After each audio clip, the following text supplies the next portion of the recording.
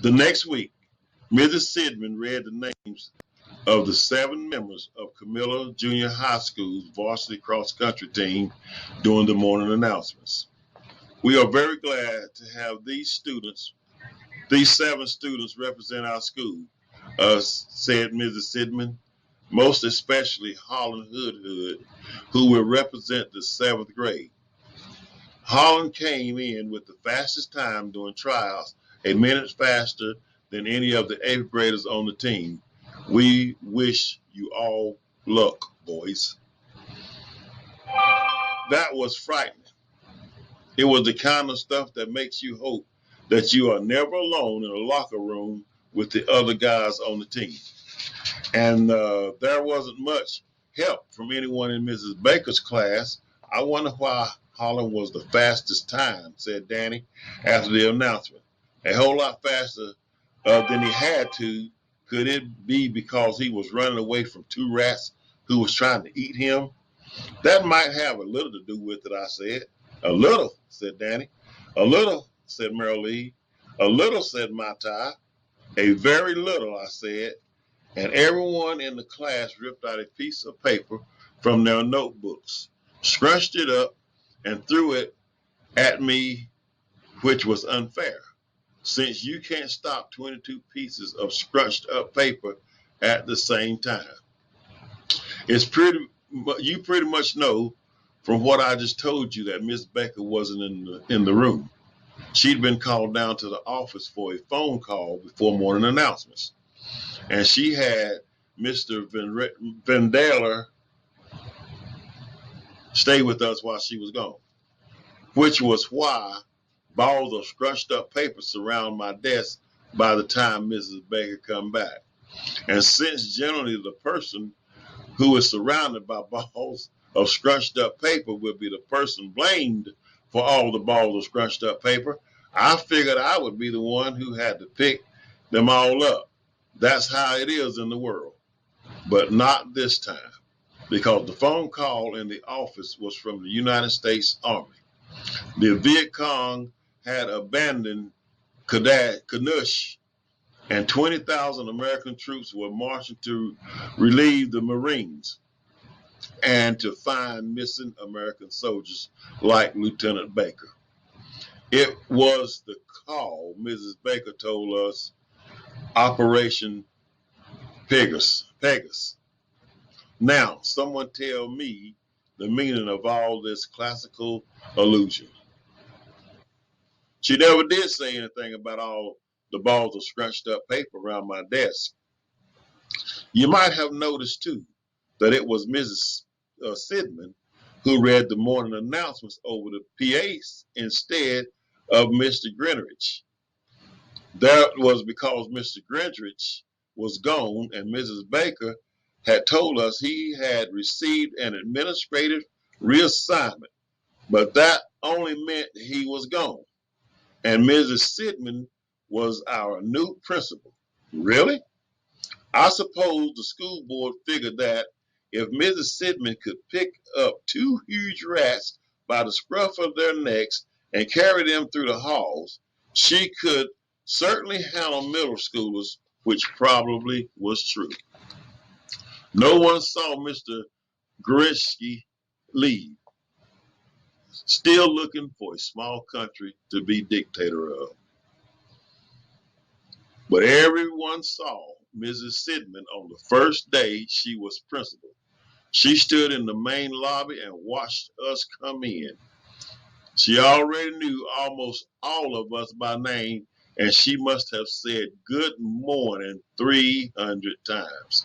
She stood straight with her arms folded across her chest, which, as any teacher coach will tell you, isn't good for teachers, but probably isn't bad for principals.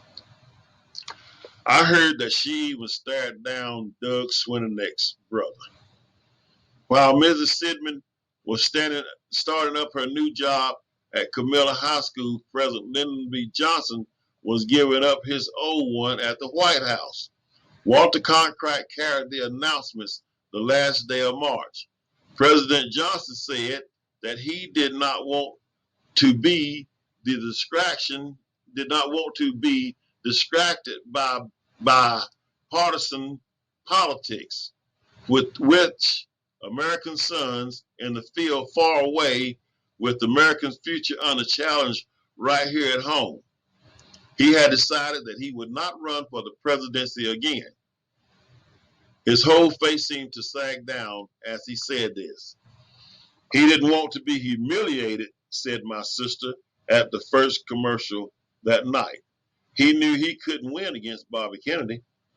He knew that he couldn't win against Richard Nixon, said my father, not with the whole war on his back. Either way, he's getting out because he didn't want to lose, not because he cares about America's future. My father sighed a loud sigh. So that's how all flower children make their judgments so quick and easy. When they're quick and easy to make, said my sister. Only the end of the commercial stopped what would have gotten a whole lot louder. It seemed to me that President Johnson's sagging face brought the rest of sagging face throughout the rest of the news. Banquet's face probably looked a whole lot like this just before Macbeth had him killed, when he suddenly realized that everything that he had hoped for was crashing down. And then on top of that, we found out after the CBS Evening News that President Johnson wasn't the only one who was going to give up his job. Kowalski's finished, too, said my father. We all looked at him. What do you mean, said my mother. Finished, said my father. Done. Over. Washed up. Kaput. I told you he couldn't play for keeps. They'll announce it in a couple of weeks or so. No more Kowalski and Associates. We'll be the only architectural firm in town that matters. He looked at me. I told you we're going places if we get the junior high job, didn't I? I nodded. He had told me. What about the Kowalskis? I said. My father shrugged. Architecture is a blood sport. He said. So at lunch recess the next day, Merrill Lee and I spent a lot of time not saying anything until Mary Lee said it for us. I might be moving, she said. I looked at her. I'll probably be moving. Where? I said. To my grandmother's house in Kingston, I nodded. I nodded. Another minute or so of saying nothing went by. I knew I should say something. I guess after reading all that Shakespeare, I could have said I should have knew what to say, but I didn't say a single word. So Mei Lee said it again for us. Toads, beetles, and bats, she said, and that was exactly right. Merrill Lee didn't know how long she had left, maybe 2 weeks or 3 weeks. So we decided to pretend that it was forever, and we didn't talk about it. And we tried not to think about it. But there were some moments when one of us would look at the other and we knew what we were thinking, even though we wouldn't say it, probably sort of how it was between Romeo and Juliet. It helps to run hard, so hard that you can't think about much of anything else because your arteries are all open out as far as they can be, looking for some oxygen, any oxygen, because you can't pull enough oxygen into your lungs.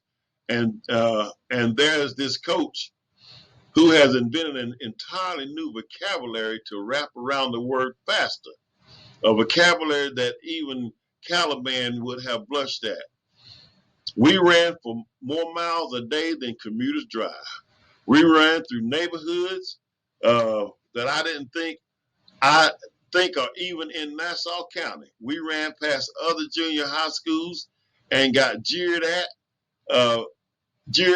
by baseball players who warmed up with a couple of sprints and then shagged balls the rest of the afternoon. We ran past the red tulips in front of St. Albert's and the White Lilies in front of Temple Beth Eli. We ran past Goldman's Best Bakery and smelled the latest batch of cream puffs sending their scents through the open air. One day, we ran all the way to Jonas Beach. And if Mrs. Sidman hadn't sent a bus for us, I think we would have collapsed on the boardwalk and died. But I was getting faster, really, even though I stayed at the back of the pack of the eighth graders. Let me tell you, when you're in the seventh grade, it isn't healthy to run in front of a pack of eighth graders. I did it once, and they pulled my shorts down to my ankles in mid-stride. You don't let something like that happen twice. You stay at the back of the pack, and you learn the telltale signs of someone ahead of you who is about to spit off to the side. Danny understood this too, since he was running behind eighth graders on the junior varsity team, and they were angry eighth graders with plenty of spit. Miss Baker didn't understand why I was running behind anyone. She decided to give me a month off Shakespeare to coach me. Since developing the body as well as the mind, she said, was a humane and educational activity. Every Wednesday, she timed a 3-mile run, and I was dropping a couple of minutes with each one. That didn't include the time that I made when Skurax and Caliban was chasing me when I think I might have beaten Jesse Owens. My lean is better, and Miss Baker said, and my arms is a whole lot looser, but she still wanted to work on my breathing. And so after 3 miles, we did wind sprints until I almost threw up, which made me want to get your breathing right in a hurry. Miss Baker didn't care that I had regular practice on Wednesday afternoon after school, which with Coach Quatrani. If you want to get better, you run, she said. You can probably run too much. You can't possibly run too much, which I did not think is true, but probably in some sort of it's probably some sort of teaching strategy. Merrill Lee didn't understand why I was running at all, since it meant I wasn't working on the California Gold Rush and You project. And she'd already written all the notes for our report and started on the contour map. Didn't think a rose and a Coke are going to get you out of this, she said, which I really knew. Remember, I'm not a jerk like Romeo. And that was why one afternoon I was in Marilee's kitchen working on making the California Gold Rush relevant to you. When Mr. Kowalski came home and told us that he had heard on the radio that Martin Luther King Jr., who was in Memphis helping striking sanitation workers, had been shot and killed. He died, Mr. Kowalski said, just after he had asked a friend to play Precious Lord, Take My Hand. Marilee took my hand and we went into the living room where Walter Cronkite was just finishing the news. He told us that it was all horribly true. I think he was shaken. Nothing will ever be the same, said Mrs. Kowalski. Marilee squeezed my hand hard. That night, my sister would not come down for supper, and my father did not call her down. He sat with a face as grim as President Johnson's. Every so often, he would look up the stairs at my sister's room, then back down at his lima beans. How could this happen? He said. The next day, there were riots in Chicago, Savannah, in Washington, in Toledo, in Detroit, in Pittsburgh, and in New York. We are coming apart, my father said. And on Tuesday, while everyone at Camilla High School watched on a TV in the gym, my father stayed home from Hood and Associates and watched on the television two Georgia mules drawing an old green farm wagon that carried the body of Martin Luther King Jr. through the streets of Atlanta. He didn't say a thing at supper. Neither did my sister. Hi guys, this is Mrs. Cowan, and I am going to be reading the Wednesday Wars, April for you, but I'm going to be picking up at page 190 at the very bottom. So if you want to turn to the bottom of page 190 in your book, The Wednesday Wars by Gary D. Schmidt, you can follow along with me as I read. I want you to listen closely so you can get those trivia questions right. Here we go. Just before I went to bed that night, I reminded my father that the next day was opening day at Yankee Stadium. You probably remember how we got the tickets. And he had promised to drive me there to meet Danny and his father and Doug and his father, and to write a note to get me out of Coach Quattrini's cross-country practice for the day, and to let me leave before school ended. Isn't there enough happening in the world that you shouldn't have to go into the city for a baseball game? He said. It's opening day, I said. He shook his head. He never did write the note, so I wrote it myself and I got him to sign it in the morning. I told him that he needed to pick me up at 12 noon sharp, since the game began at 2. Sure, he said, which were the same words that Coach Quattrini used when I showed him the note.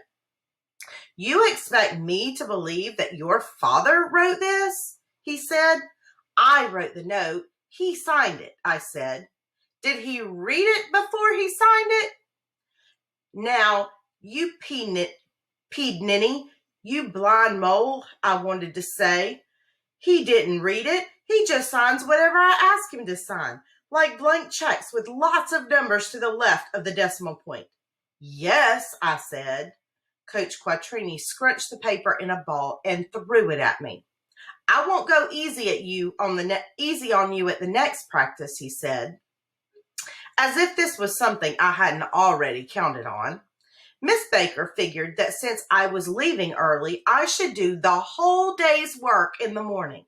When I pointed out that neither Danny nor Doug was even in class and that they were probably taking the whole day off, and maybe they were sitting in Yankee Stadium already, watching batting practice with Horace Clark and Joe Pepitone hitting them out a mile.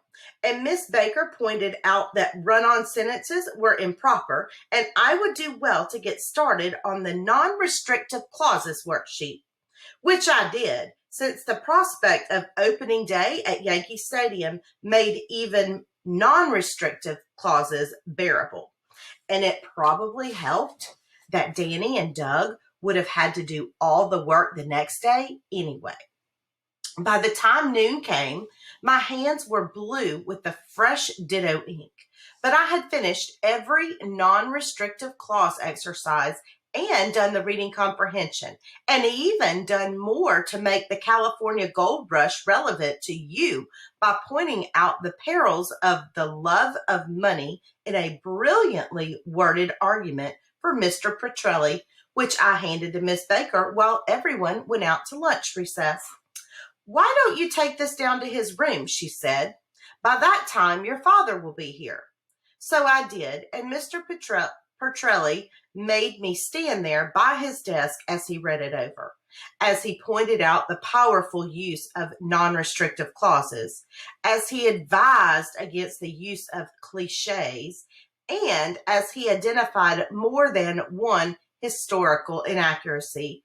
And as I squirmed, imagining my father standing in his three-piece suit by Mrs. Baker's desk, large and important, the Chamber of Commerce businessman of 1967, and probably 1968 too. When Mr. Petrelli finished, I hurried back to Miss Baker's room, since I wasn't sure that I wanted my father to be standing there being large and important. I didn't need to hurry, since when I got to the room, my father wasn't standing by Miss Baker's desk. We both looked up at the clock. 12:11. 11 lousy minutes after 12, and he wasn't even here yet. I ran down to the main administrative office and called Mr. Hoodhood and Associates. "I'm sorry," said his secretary. "Mr. Hoodhood has been out at the site of the new junior high school all day, and he isn't expected back until 2:30. "He has a baseball game at 2 o'clock, I said. "No, he has an important meeting with the Chamber of Commerce scheduled for 4:30. He wouldn't miss a Chamber of Commerce meeting for a baseball game." She was right. He wouldn't. I hung up the phone and went back to the classroom. Miss Baker was reading in her Shakespeare book when I came back. "Oh," she said when she saw me. She looked up at the clock. "Oh," she said again. Meryl Lee came back into the room. She stood at the door when she saw me. "Aren't you?" And then she stopped, because apparently I wasn't. One by one, everyone came back from lunch recess. One by one, they looked at me and knew what had happened. And what was there to say? I sat down at my desk, as humiliated as President Johnson would have been if he had lost to Bobby Kennedy. My heart beat against my chest. I was surprised that no one else could hear it. I suppose there may have been a more miserable hour sometime in my life, but I couldn't think of what that might have been. Until 1:55, when everyone had left for Temple Bethel or St. Adalbert's, and Miss Baker said, "Mr. Hoodhood, I think I could get you there for some of the game." The sweetest words ever spoken. I almost cried. I took the 2 tickets out of my shirt pocket and held them up. "Have you ever been to a Yankee game, Miss Baker?" "Never intentionally," she said. "Call your mother and see if it's all right," which I did, except she wasn't home. So I called my sister at high school. "You're calling me at school for that? Why should I care what time you'll be back?" she said, which I figured was good enough. And that was how Miss Baker and I found ourselves on the Long Island Expressway driving toward New York City, me looking at my watch every 3 minutes or so, and Miss Baker moving along at a steady 45 miles per hour in a 60-mile-per-hour zone. "You can go up to 65 without getting a ticket," I pointed out. "I tend to not want to see how far I can break the law before I'm caught." "You drove a lot faster than this to the hospital." "Much faster, but I was going to the hospital. Today I am driving to a baseball game." "On opening day, it's just as important," I said, "and I just saw you roll your eyes." "I never roll my eyes," said Miss Baker, "but if I did roll my eyes, that would have been an appropriate time to do so." The whole way she never passed 45. She fussed at the Whitestone Bridge toll to get the right change, and she fussed at the parking lot because she wanted to find a space with no cars on either side, which there weren't any within 3 miles, and that was about how far away we parked. And we didn't run to Yankee Stadium in 7-minute miles, let me tell you. So it was the bottom of the 3rd inning by the time that Mrs. Baker and I reached our box seats, which were on the first base line, right next to the Yankee dugout. You could make out every pinstripe on the uniform. We were that close. Mr. Hupfer got up and let me sit in front with Danny and Doug, and he sat behind us with Miss Baker and Mr. Sweetek. And Danny never asked about Mrs. Baker being there, even though I know he wanted to. But I didn't care anymore because it was April and it was opening day at Yankee Stadium, and the California Angels were out in the field and the Yankees were up at bat. The game was everything it was supposed to be. Horace Clark turned a double play off his heel, and Joe Pepitone caught a pop fly over his shoulder. Frank Fernandez had hit the only home run in the second inning, so we missed it, which was a big deal since it won the game. And Mel Stoudemire threw a 4-hit shutout. Mickey Mantle had 2 singles, so Danny and I couldn't boo him like we wanted to. And when Horace Clark came out of the dugout for the 7th inning stretch, he tossed 3 balls to us, and we almost had another one off Mickey Mantle foul ball, except it hit the bar along the box seats and skipped over us. And Mr. Hupfer and Mr. Sweetek bought us all, even Miss Baker, hot dogs with sauerkraut and more hot dogs with sauerkraut and Coke in bottles with the ice still frozen to them and pretzels as big as both your hands together. And then another hot dog with sauerkraut for each of us. And we shouted and hollered when the bum ump made a lousy call on Joe Pepitone that made him strike out, and everybody, even Miss Baker, stood and cheered when Mel Stoudemire retired 10 batters in a row. It was just swell. But what happened afterward? That was swell too. Joe Pepitone and Horace Clark yelled up to our box at the end of the game, "Hey, Danny, Hauling Doug," they called, just like that.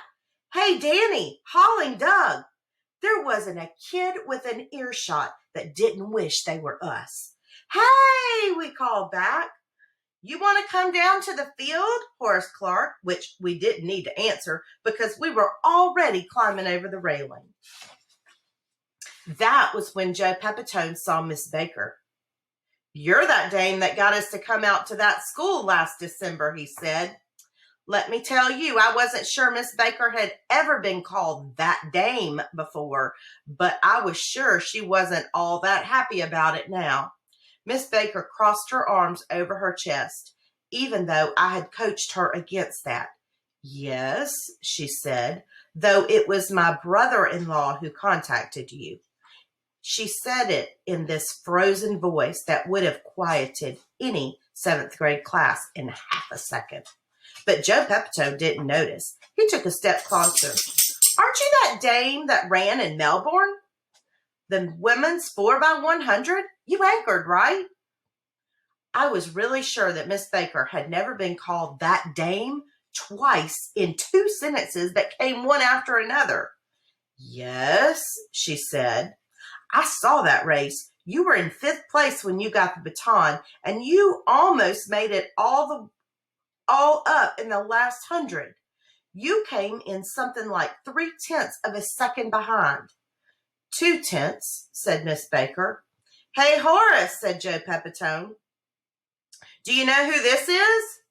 Get Hoke over here, and let's see if he remembers that dame we saw anchor the 4x100 relay in Melbourne. And get Cox over here, too."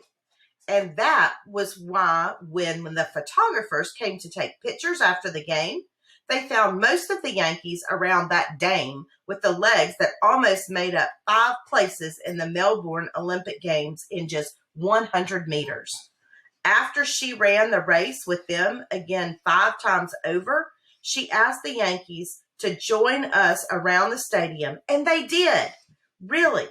Joe and Horace took us up in the bleachers and to the sky-high seats, and then down beneath to the locker rooms, which Miss Baker did not go in, and around to the offices, and then through the dugout and back onto the field.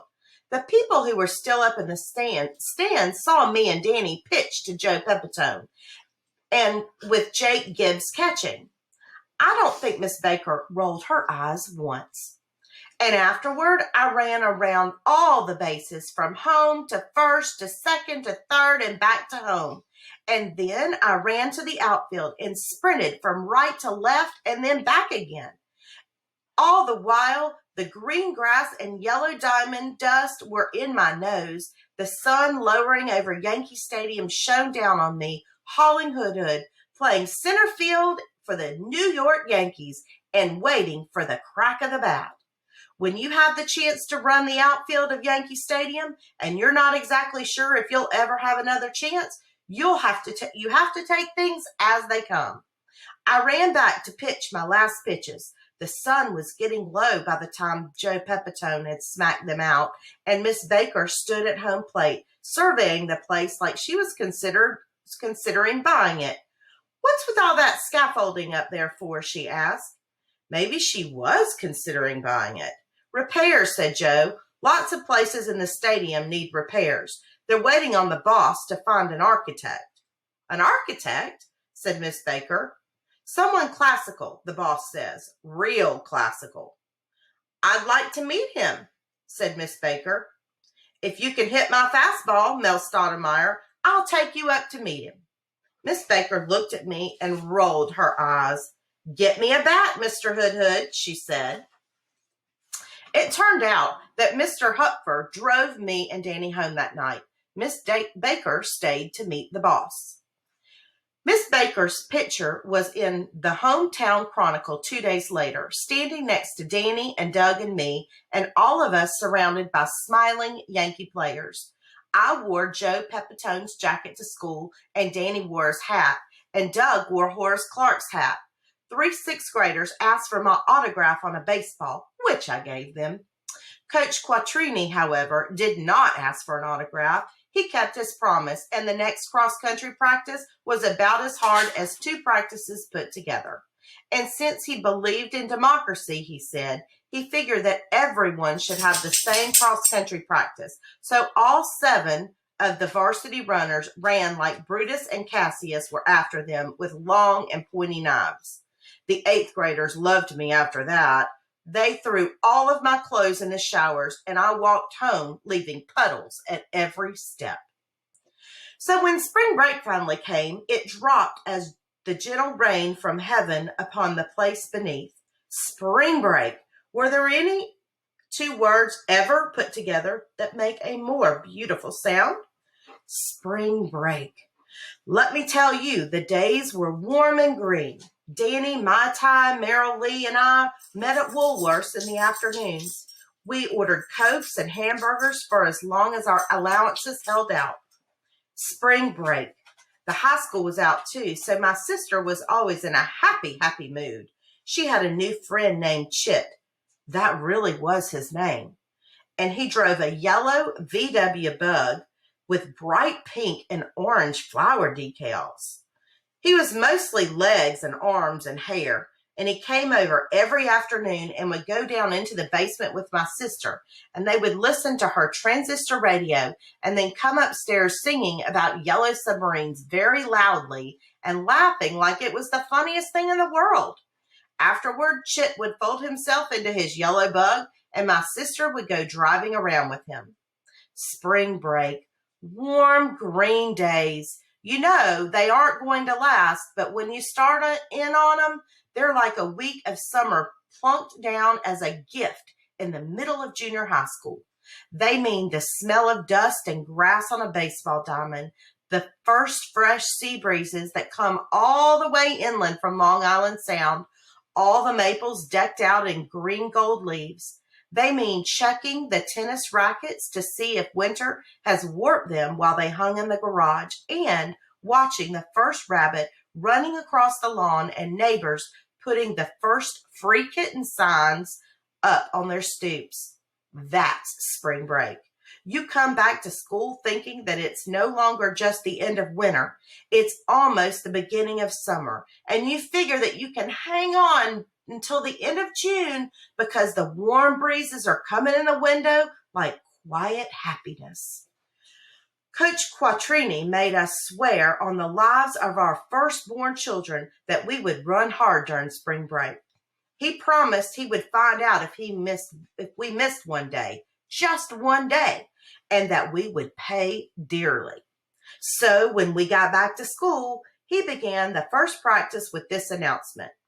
Every runner on the varsity team was going to have to better my tryout time with the Rats by 35 seconds. No exceptions.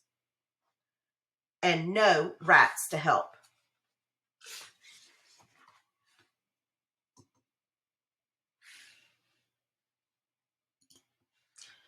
Let me tell you, the 8th graders were not happy. Once we got started on our run, there was a whole lot of spitting to the side, timed with the wind, which I had to keep watch for. And I kept well to the back of the pack since we ran through the neighborhoods where there were kids from school who knew me, and I didn't want to find myself in front of their houses with my shorts pulled down to my ankles. I was glad that Doug Sweetick's brother wasn't a varsity runner. Who knew what would have happened then? It was when we were all back from the run that first day and standing around the gym doors trying not to die that Coach Quattrini gave his second announcement. There was going to be a Long Island junior high school cross-country meet this spring, just to work up excitement for the fall season. It's this Saturday, so you're all going to have to get up early and miss your cartoons, he said. I feel really bad about that, so badly I could cry. Boo-hoo. Be here by 7. Bus leaves at 7:01. We run at Salisbury Park, 3 miles at race pace. Winner gets a $100 savings bond. Not that I expect any of you ladies to win. Toads, beetles, bats. That night at supper, I mentioned the race. That will be nice, said my mother. Just swell, I said. Who's the coach? said my father. Coach Quattrini, I said. My father considered this a moment. What's his first name? I shook my head. Everyone just calls him Coach Quattrini. My father shrugged and went back to eating. How far do you have to run? said my sister. I told her, you'll die. I won't die. You'll get run over and crushed. It's almost happened before, I said, with a bus. She smirked at me. Hauling Hood, the local town hero. Do you want a parade? How long is it until you go to college? I said. She smirked again. Not soon enough. She's not going to college, said my father. Silence, since that is one of those lines that gets everyone's attention. What? Said my sister. You're not going to college, my father said again. You've got a good job and you're not going anywhere. A long pause. Did you know that Roy White is batting a .429, I said. I'm going to Columbia University, said my sister. My father pressed his fork onto his plate and crushed a lima bean. Columbia, he said. Columbia. Let me think for a moment. Isn't that the school that's on strike to protest the war so there aren't any classes? It's the school where students are striking against the war and against racism. The whole world is going crazy, my father said, and no place is crazier than college. You'll stay at your job and be safe. Safe from what? Thinking? You're staying home, said my father. My sister focused on her meatloaf. By the way, Roy White really was hitting a .429, which was 205 points, 0.205 points over his last season's average, which seems to me to be important enough to talk about at supper. They were all asleep when I left for the cross-country meet on Saturday morning. Actually, I was almost asleep too when I left for the cross-country meet on Saturday morning. I think I got to Camillo Junior High only by instinct. It was cold and a little foggy, the kind of foggy that goes all the way through you so that everything feels wet and the cold starts to seep under your skin, and all you can think about is the warm bed that you left to do this to yourself, and you're wishing you had on your thermal underwear, and you're wondering why anyone would want to do this to themselves. And you see Coach Quattrini standing by the bus and shouting at everyone he can see, and you wonder even more why anyone would want to do this to themselves. Neither the fog nor the cold lifted when we got to Salisbury Park. The grass was long and wet, and the fog dripped down from the still fresh green leaves on all the trees. You could see your breath. You could especially see Coach Quintrini's breath because he was using it a lot, telling us where to leave our stuff, where to wait, where to stop waiting, where to loosen up, where to line up. I guess that's how he stayed warm. There was something like 20 Long Island junior high schools here, and some of them even had uniforms. Most of us just had the numbers the coaches gave us pinned to our shirts. My number was 113, which was not a particularly lucky number. Danny Hupfer's was 25, which, as you know, is Joe Pepitone's number. I asked him to change with me. Would you change with me if I had 113 and you had 25? He said. In a second, I said.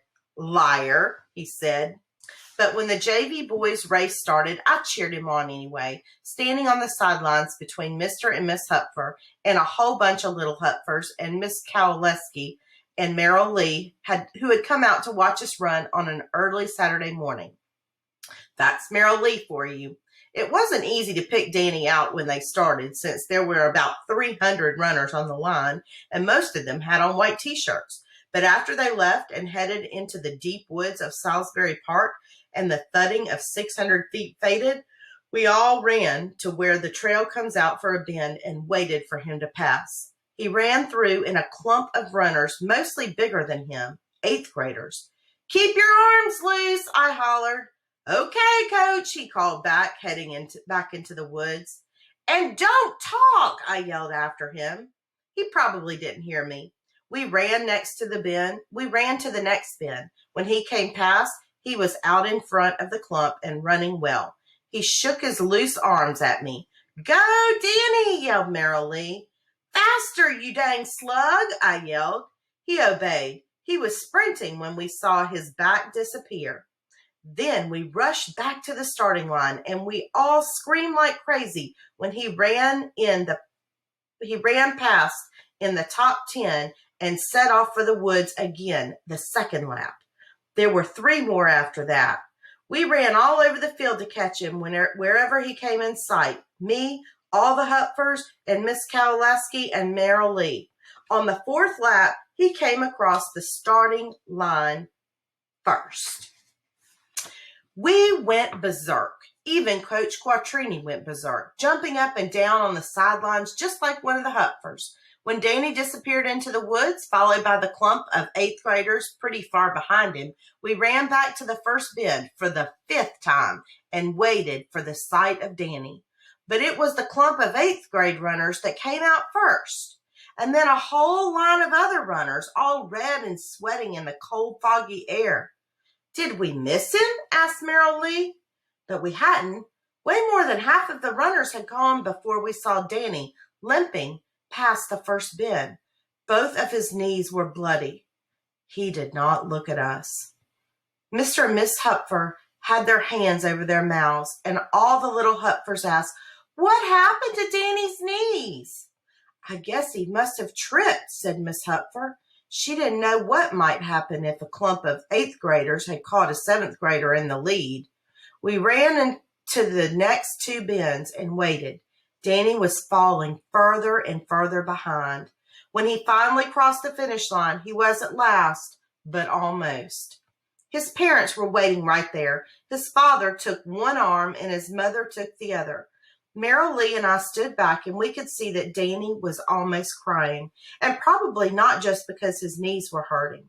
He didn't look at us when Mr. and Miss Hupfer took him back to the car, followed by the pack of little Hupfers. Some of them were crying. Are Danny's knees going to get better? I guess cross country is also a blood sport.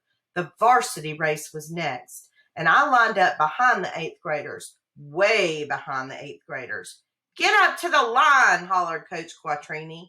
I moved up about half an inch, and probably that was why, among the 140 runners waiting at the starting line, Mr. Hupfer was able to find me so easily. I have a message for you, he said, from Danny. I'm not sure you'll understand it. I'll try, I said. He said, beat the Pied Ninnies. Do you know what he means? I nodded. Then here's a message from me, he said. He leaned closer. Run them into the ground. But it's hard to run 139 runners into the ground, especially when the gun goes off and the thunder of all those feet takes over from the thunder in your heart. For a minute, I thought that my sister was right. I was going to get run over and crushed. So I drifted off to the side and sprinted to move ahead before the trail narrowed. By the time I reached the first bend out of the trees, I was just behind the clump of 8th graders from Camillo Junior High. By the time I hit the second bend, we'd passed most of the other runners. By the time we reached the starting line again, the 7 of us were out front. Actually, 6 of them were out front. I was running behind them. And at the starting line, this is what I saw. Mr. and Miss Hupfer and all the little Hupfers were behind Danny, who had not gone home, but was standing there on his bloody knees and hollering as loudly as he could and waving his white shirt high up in the air. Coach Quattrini was going berserk again and seemed to be trying to levitate himself off the ground. Merrill Lee was standing quietly, Mr. Kowaleski behind her, and she stood held up and a dried rose with a ribbon as I went by. And Mrs. Baker was standing next to her, wearing her white sneakers. So we ran again into the deep woods of Salisbury Park and the damp smell of pine thick in the air. It was as if we were running alone, the 7 varsity runners of Camillo Junior High. When I looked back over my shoulder, I could see only a few runners behind us, and by the time we were on the 3rd lap, we were starting to pass runners still on their 2nd. The fog had lifted and the day had warmed, and at times I could almost close my eyes and let my feet move along the still dampened grass. And then I would find that I had come up right behind the pack of 8th graders, and they were looking back at me, and I slowed down. When we reached the starting line to begin the last lap, Coach Quattrini looked like he was having some sort of fit. I'm not sure that he knew what he was hollering or if it was even English. Let me tell you, whatever it wasn't Shakespeare. All the little Hupfers were jumping up and down too, and Danny was still waving his shirt, and Merrill Lee was waving her rose, which was losing its petals, and Miss Baker was screaming, "Really?" We headed into the deep woods for the last time. In the cool shade of the trees, I came up close behind the 8th grade pack. On the first bend coming out, Mrs. Baker was waiting, alone. "Hauling," she called. I looked at her. "Pass those boys," she said. And that was all I took. I glided as we went into the woods again and stayed close while the trail narrowed and skittered through some thick underbrush. When it widened through a stand of old pines, the 8th graders looked behind and saw me, and they strung out to cover the whole path. So I went around them, off the trail and through the pines, the needles thick and the soft beneath my feet, and the dead branches sharp and brittle against my face. And when I hit the trail again, I was ahead of them. We were all sprinting, but they were sprinting on a cross-country trail in Salisbury Park, and I was sprinting through the cool grass of the outfield in Yankee Stadium, running down a ball that Joe Pepitone had just hit to right. And I was covering the ground so fast that my feet were hardly touching, and Ralph Hope was shaking his head. "The kid's good," he was saying. And then everyone in Yankee Stadium was on their feet, and they were screaming and screaming because now the California Angels were trying to get a ball I had just hit to deep left.